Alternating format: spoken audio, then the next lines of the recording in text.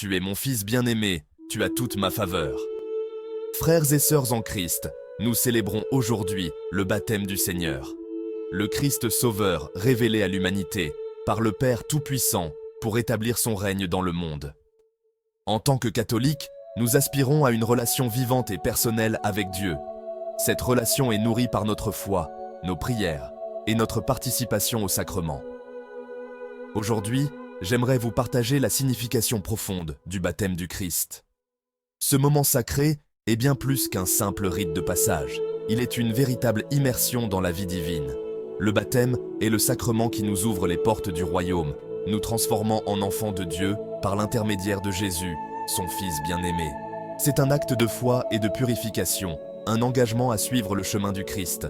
C'est un moment de grâce où nous sommes invités à découvrir et à accueillir le Christ à travers sa parole, ses sacrements et son Église. Chaque sacrement est une rencontre avec le Christ, une occasion de renouveler notre foi. La première lecture d'aujourd'hui, tirée du prophète Isaïe, est un appel au peuple à se relever et à se consoler, car la délivrance est proche. Isaïe nous rappelle que Dieu est toujours avec nous, même dans les moments de difficulté. Le Seigneur est venu parmi eux et les rassemblera comme un berger rassemble son troupeau. Cette image du berger est puissante, car elle montre la sollicitude et l'amour de Dieu pour chacun de nous. Ce texte résonne particulièrement lors de la célébration du baptême du Seigneur. Il nous rappelle que nous sommes tous appelés à être des membres actifs de la communauté chrétienne. Par son baptême, Jésus a inauguré son ministère public. Il s'est révélé au peuple et Dieu a manifesté son approbation. Ce moment marque le début de sa mission de rédemption et de salut pour l'humanité. Lors de l'Épiphanie, nous avons célébré la révélation de notre salut aux mages, ces sages venus d'Orient pour adorer l'enfant Jésus. Leur visite symbolise l'universalité du message du Christ. Aujourd'hui, nous célébrons sa révélation à l'ensemble du peuple et l'annonce de la bonne nouvelle. Cette bonne nouvelle est que Dieu nous aime et nous appelle à vivre en communion avec lui. Le passage de l'Évangile nous relate le baptême du Christ par Jean dans le Jourdain, tel que décrit par Luc. Ce récit est un témoignage puissant de l'humilité et de l'obéissance de Jésus. Dans cette lecture, le Père témoigne de son Fils bien-aimé, accomplissant la prophétie d'Isaïe. La voix du Père résonne du ciel, affirmant l'identité divine de Jésus.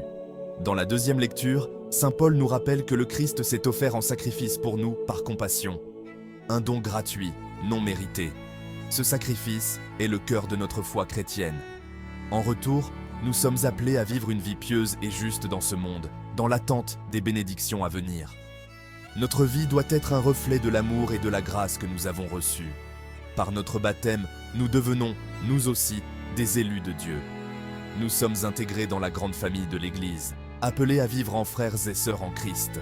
En vivant selon les enseignements de Paul, nous participons à la diffusion de la lumière du Christ dans le monde. Chaque acte de bonté, chaque parole de réconfort est une manière de témoigner de notre foi.